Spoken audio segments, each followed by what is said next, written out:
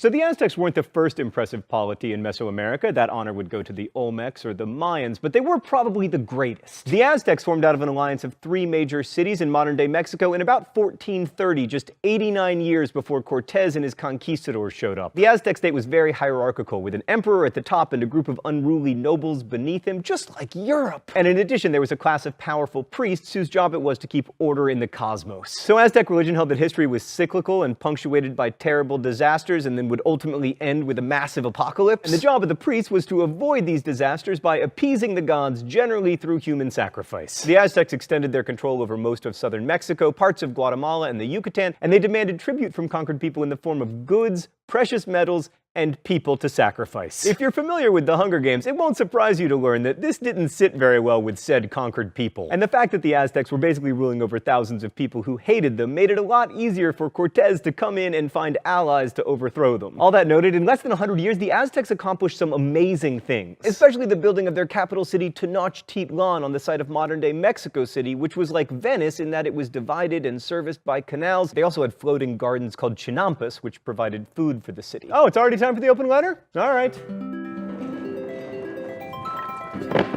An open letter to human sacrifice. But first, let's see what's in the secret compartment today.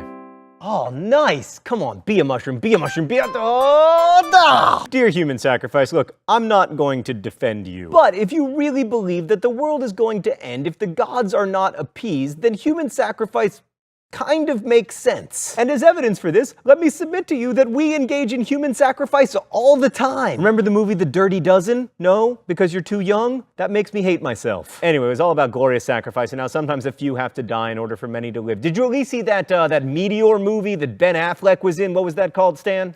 Asteroid. Asteroid. Armageddon. Armageddon. Armageddon. Right, like that. Human sacrifice. Best wishes, John Green.